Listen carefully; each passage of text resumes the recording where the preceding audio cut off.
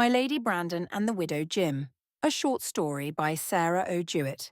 When it was known that we had arrived in Deephaven, the people who had known Miss Brandon so well, and Mrs. Lancaster also, seemed to consider themselves Kate's friends by inheritance, and were exceedingly polite to us, in either calling upon us or sending pleasant messages. Before the first week had ended, we had no lack of society. They were not strangers to Kate, to begin with, and as for me, I think it is easy for me to be contented and to feel at home anywhere.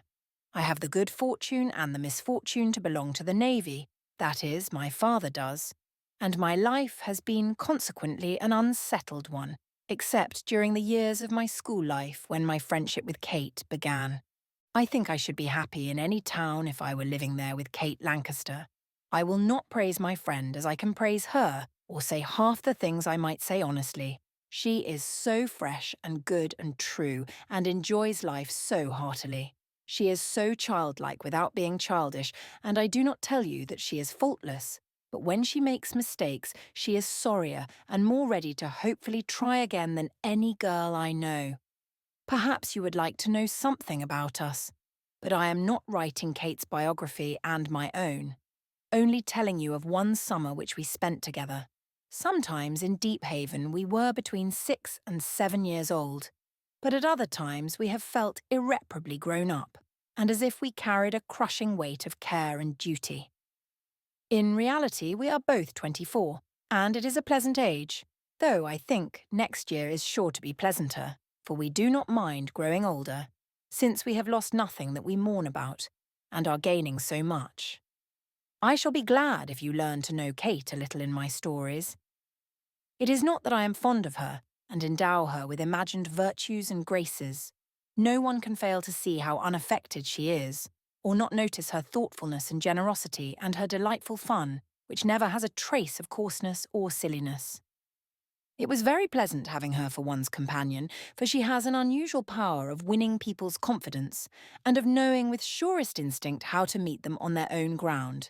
It is the girls being so genuinely sympathetic and interested which makes everyone ready to talk to her and be friends with her, just as the sunshine makes it easy for flowers to grow which the chilly winds hinder. She is not polite for the sake of seeming polite, but polite for the sake of being kind, and there is not a particle of what Hugh Miller justly calls the insolence of condescension about her. She is not brilliantly talented, yet she does everything in a charming fashion of her own.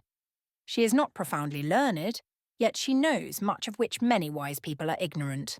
And while she is a patient scholar in both little things and great, she is no less a teacher to all her friends. Dear Kate Lancaster, we knew that we were considered Miss Brandon's representatives in Deephaven society, and this was no slight responsibility, as she had received much honour and respect. We heard again and again what a loss she had been to the town, and we tried that summer to do nothing to lessen the family reputation and to give pleasure as well as take it, though we were singularly persistent in our pursuit of a good time.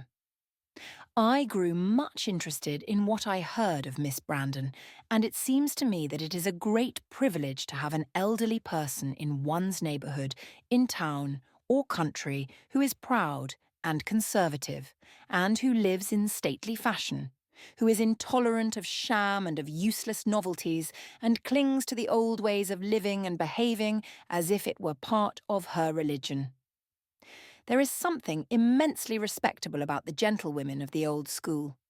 They ignore all bustle and flashiness, and the conceit of the younger people, who act as if at last it had been time for them to appear and manage this world as it ought to have been managed before. Their position in modern society is much like that of the King's Chapel in its busy street in Boston. It perhaps might not have been easy to approach Miss Brandon, but I am sure that if I had visited in Deephaven during her lifetime, I should have been very proud if I had been asked to take tea at her house, and should have liked to speak afterward of my acquaintance with her.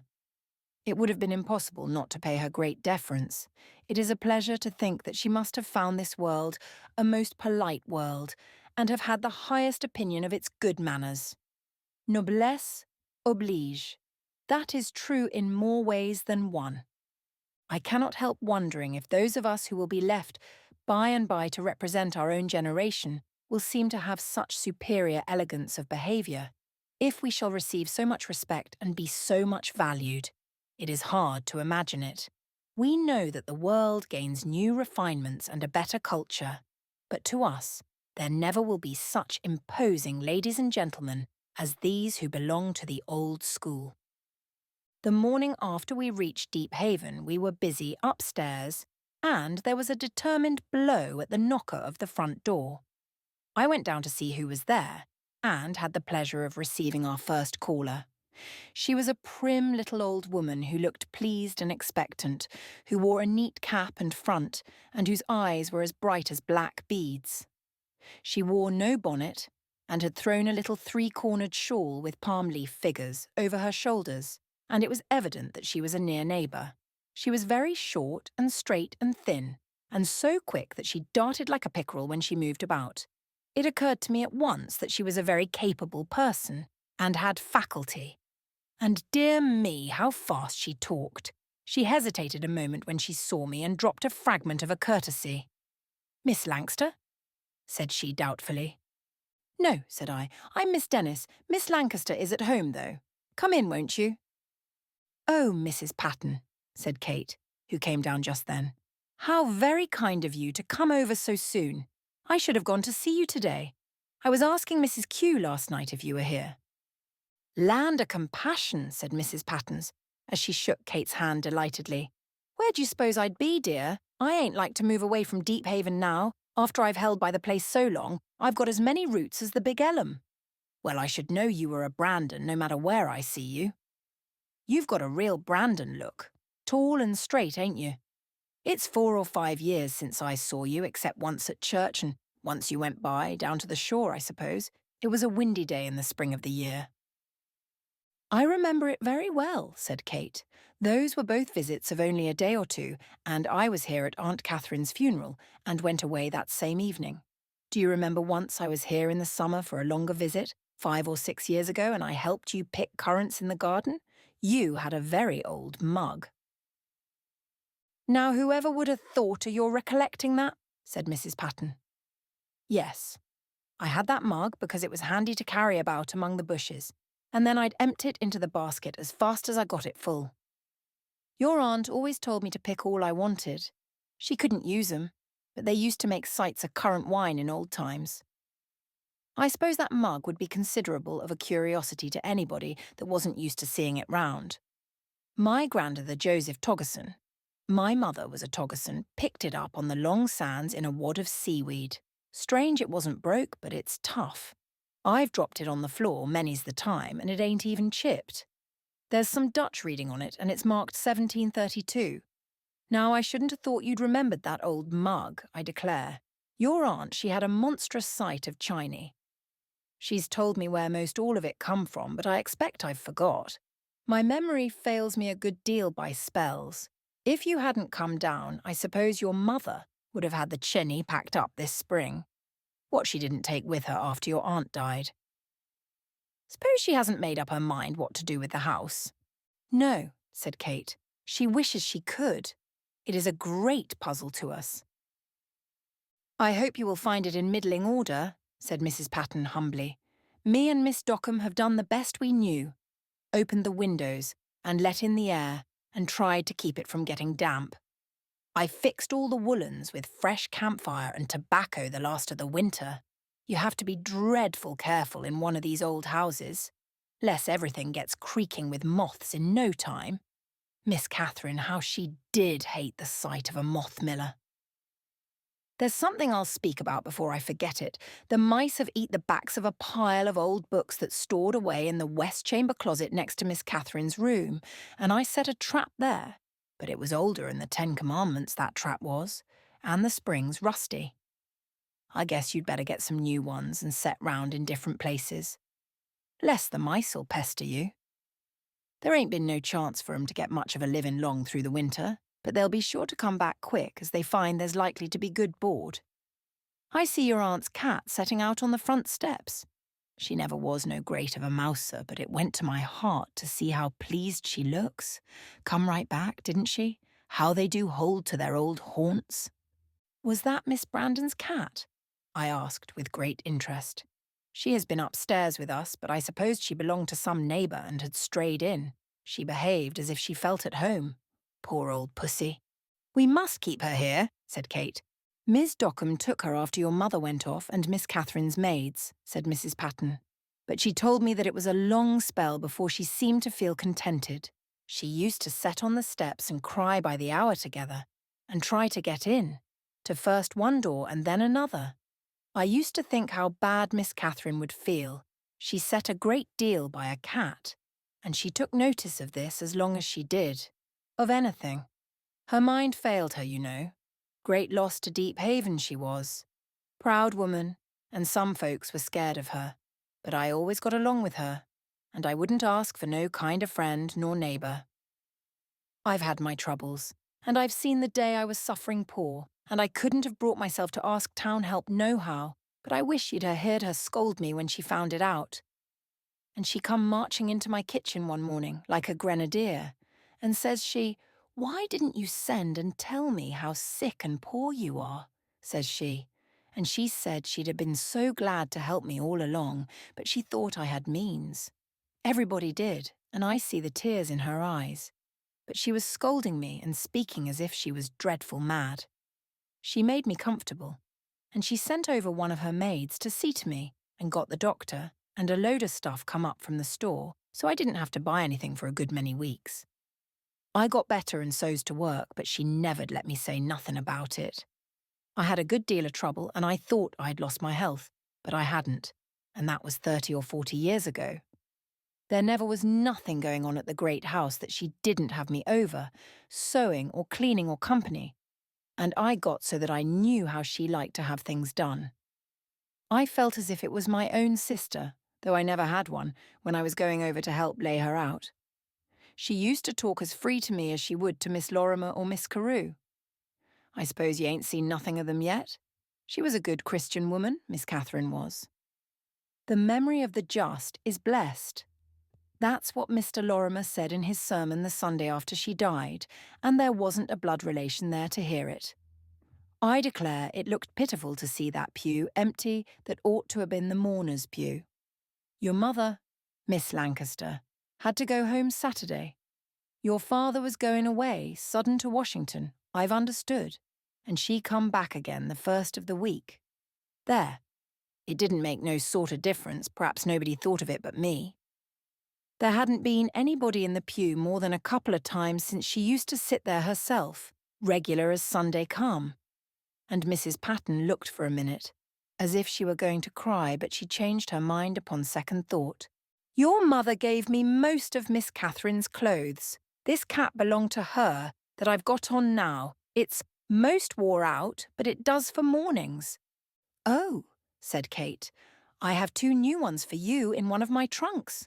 Mamma meant to choose them herself, but she had not time, and so she told me, and I think I found the kind she thought you would like. Now I'm sure, said Mrs. Patton, if that ain't kind. You don't tell me that Mrs. Lancaster thought of me just as she was going off. I shall set everything by them caps, and I'm much obliged to you too, Miss Kate. I was just going to speak of that time you were here and saw the mug. You trimmed a cap for Miss Catherine to give me, real Boston style. I guess that box of cap fixings is up on the top shelf of Miss Catherine's closet now. To the left hand, said Mrs. Patton with wistful certainty. She used to make her everyday caps herself, and she had some beautiful materials laid away that she never used.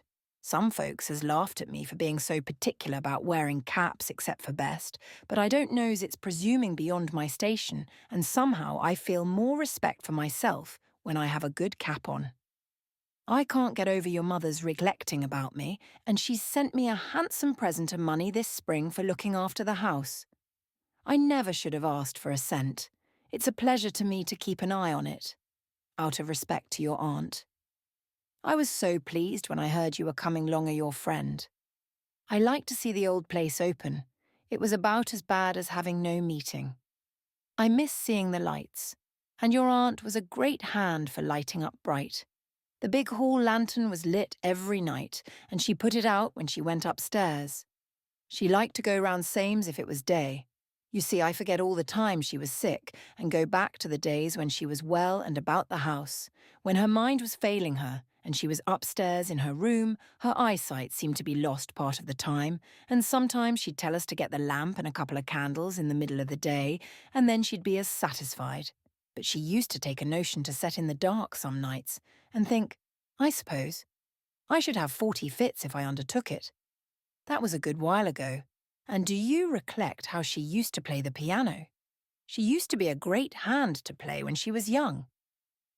Indeed, I remember it, said Kate, who told me afterward how her aunt used to sit at the piano in the twilight and play to herself.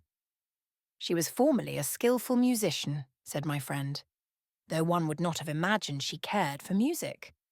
When I was a child, she used to play in company of an evening, and once when I was here, one of her old friends asked for a tune, and she laughingly said that her day was over and her fingers were stiff, though I believe she might have played as well as ever then if she had cared to try.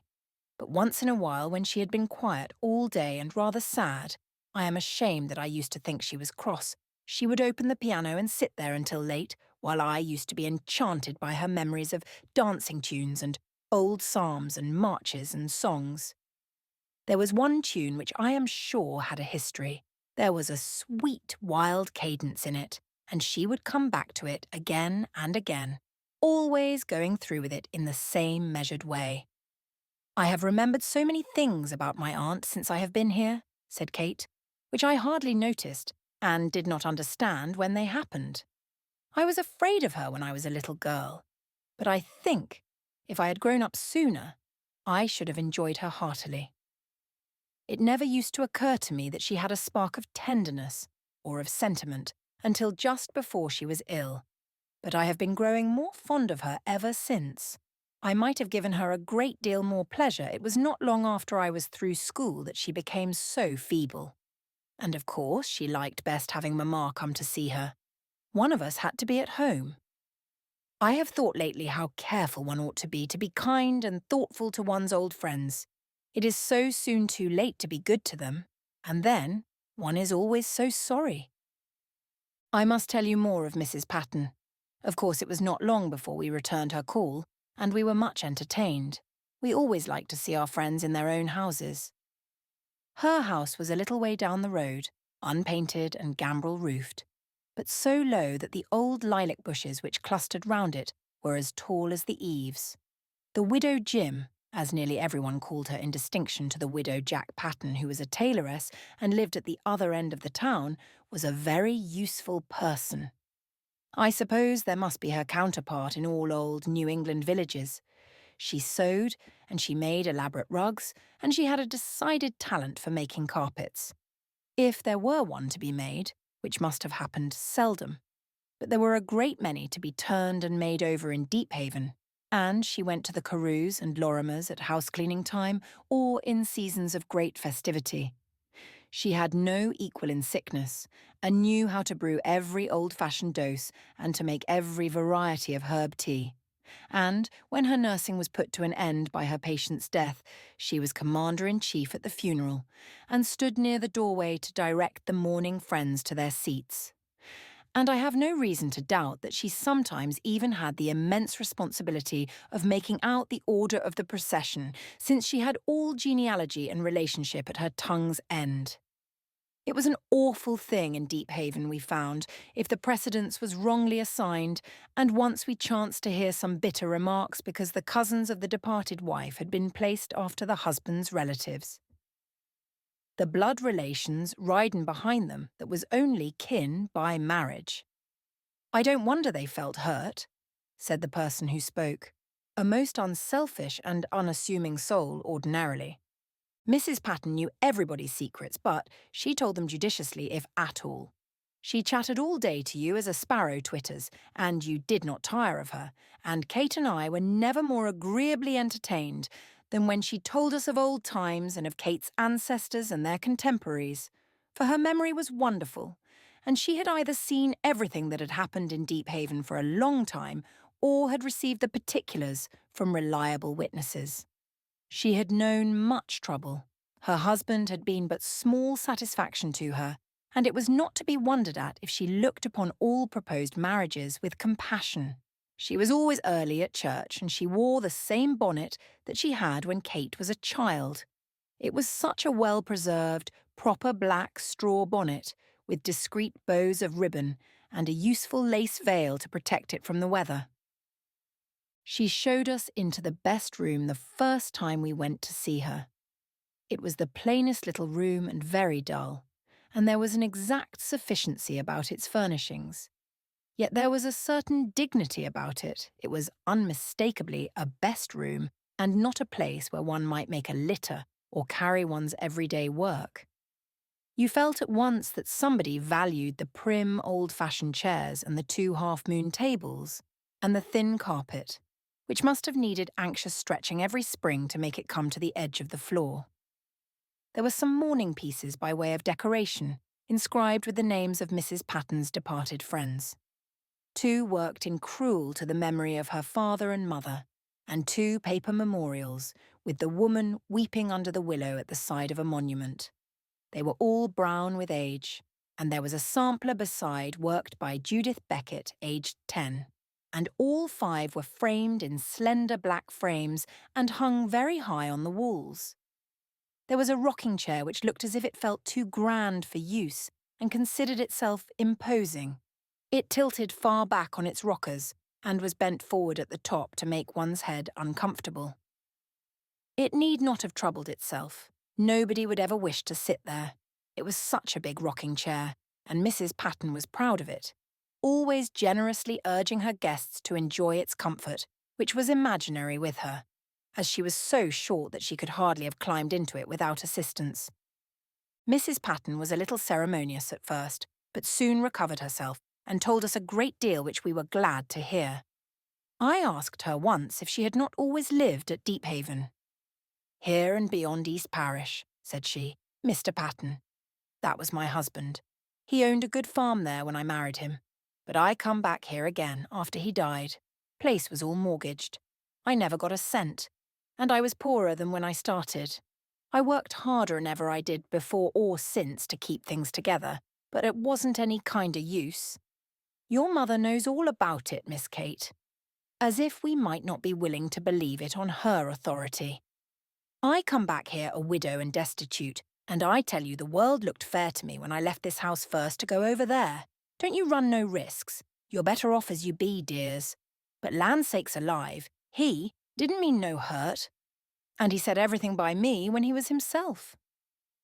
I don't make no scruples of speaking about it. Everybody knows how it was. But I did go through with everything. I never knew what the day would bring forth," said the widow, as if this were the first time she had had a chance to tell her sorrows to a sympathizing audience. She did not seem to mind talking about the troubles of her married life, any more than a soldier minds telling the story of his campaigns, and dwells with pride on the worst battle of all.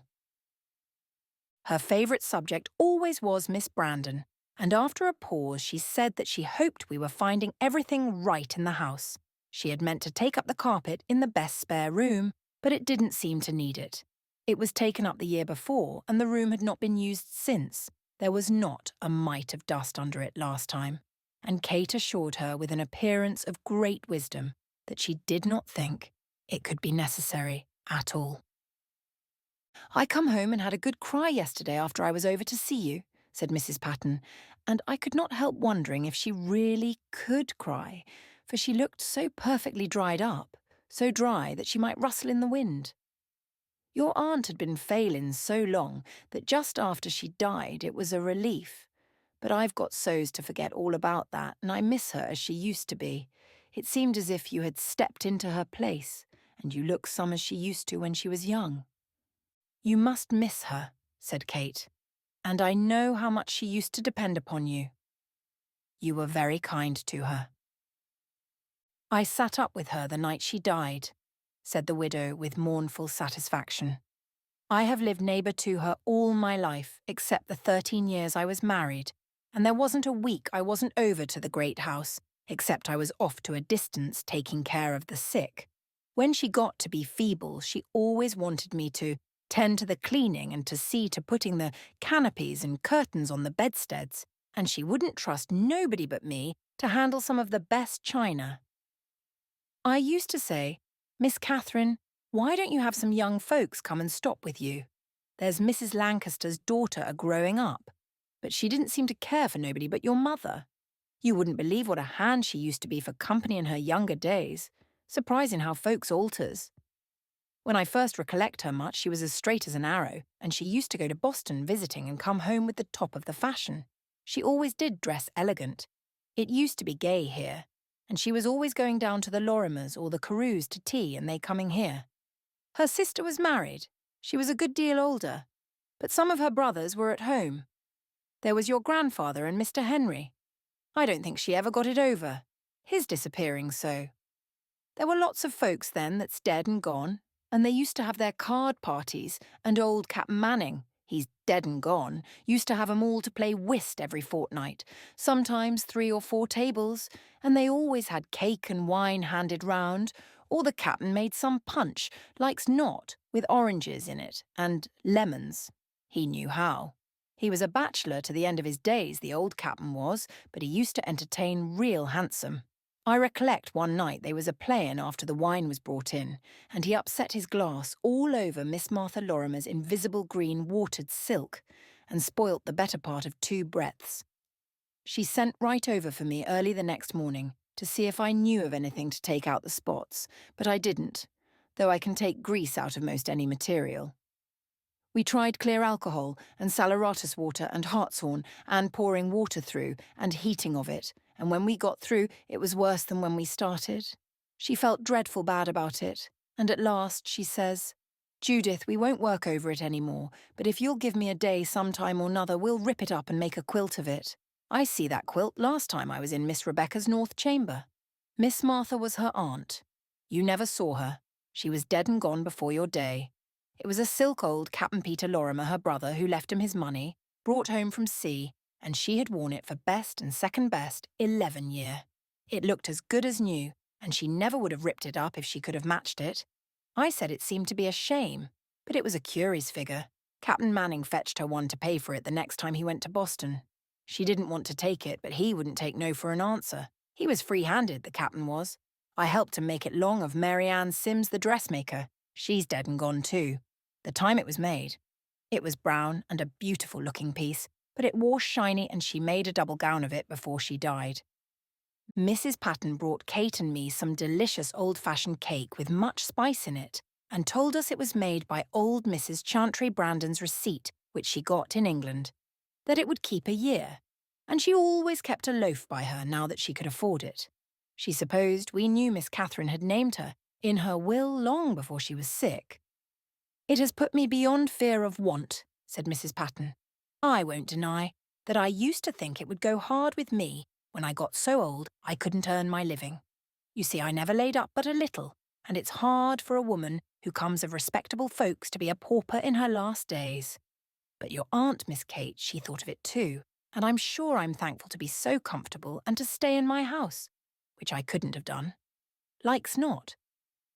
Miss Rebecca Lorimer said to me after I got news of the will, "Why, Miss Patton, you don't suppose your friends would ever have let you want?" And I says, "My friends are kind, the Lord bless 'em. But I feel better to be able to do for myself than to be beholden." After this long call we went down to the post office and, coming home, stopped for a while in the old burying ground which we had noticed the day before, and we sat for the first time on the great stone in the wall, in the shade of a maple tree, where we so often waited afterward for the stage to come with the mail, or rested on our way home from a walk. It was a comfortable perch. We used to read our letters there, I remember. I must tell you a little about the Deephaven burying ground, for its interest was inexhaustible, and I do not know how much time we may have spent in reading the long epitaphs on the gravestones and trying to puzzle out the inscriptions, which were often so old and worn that we could only trace a letter here and there. It was a neglected corner of the world, and there were straggling sumacs and acacias scattered about the enclosure, while a row of fine old elms marked the boundary of 2 sides. The grass was long and tangled, and most of the stones leaned one way or the other, and some had fallen flat. There were a few handsome old family monuments clustered in one corner, among which the one that marked Miss Brandon's grave looked so new and fresh that it seemed inappropriate. "It should have been dingy to begin with, like the rest," said Kate one day, "but I think it will make itself look like its neighbours as soon as possible." There were many stones which were sacred to the memory of men who had been lost at sea, almost always giving the name of the departed ship, which was so kept in remembrance, and one felt as much interest in the ship Starlight, supposed to have foundered off the Cape of Good Hope, as in the poor fellow who had the ill luck to be one of her crew. There were dozens of such inscriptions, and there were other stones perpetuating the fame of honourable gentlemen who had been members of His Majesty's Council, or surveyors of His Majesty's woods, or King's officers of customs for the town of Deephaven. Some of the epitaphs were beautiful, showing that tenderness for the friends who had died, that longing to do them justice, to fully acknowledge their virtues and dearness, which is so touching and so unmistakable even under the stiff, quaint expressions and formal words which were thought suitable to be chiselled on the stones, so soon to be looked at carelessly by the tearless eyes of strangers. We often used to notice names and learn their history from the old people whom we knew, and in this way we heard many stories which we never shall forget. It is wonderful, the romance and tragedy and adventure which one may find in a quiet, old-fashioned country town, though to heartily enjoy the everyday life, one must care to study life and character, and must find pleasure in thought and observation of simple things, and have an instinctive delicious interest in what to other eyes is unflavoured dullness. To go back to Mrs Patton, on our way home after our first call upon her, we stopped to speak to Mrs Dockham, who mentioned that she had seen us going into the Widow Jim's. "Willin' woman," said Mrs Dockham, "always been respected. Got an uncommon facility of speech. I never saw such a hand to talk, but then she has something to say which ain't the case with everybody. Good neighbour, does according to her means always. Dreadful tough time of it with her husband, shiftless and drunk all his time. Notice that dent in the side of her forehead, I suppose. That's where he liked to have killed her. Slung a stone bottle at her." "What?" said Kate and I, very much shocked. She don't like to have it inquired about, but she and I were sitting up with Manda Damer one night, and she gave me the particulars. I knew he did it, for she had a fit of sickness afterward, had sliced cucumbers for breakfast that morning. He was very partial to them, and he wanted some vinegar. Happened to be 2 bottles in the cellarway, were just alike, and one of 'em was vinegar, and the other had sperrit in it at haying time. He takes up the wrong one and pours on quick, and out come the hayseed and flies, and he give the bottle a sling, and it hit her there, where you see the scar, might put the end of your finger into the dent. He said he meant to break the bottle agin the door, but it went slantwise, sort of. I don't know, I'm sure. Meditatively. She said he was good-natured. It was early in the morning, and he hadn't had time to get upset. But he had a high temper naturally, and so much drink hadn't made it much better. She had good prospects when she married him, 6'2" and red cheeks and straight as a Norway pine. Had a good property from his father, and his mother come of a good family. But he died in debt, drank like a fish. Yes, 'twas a shame. Nice woman, good consistent church member, always been respected, useful among the sick.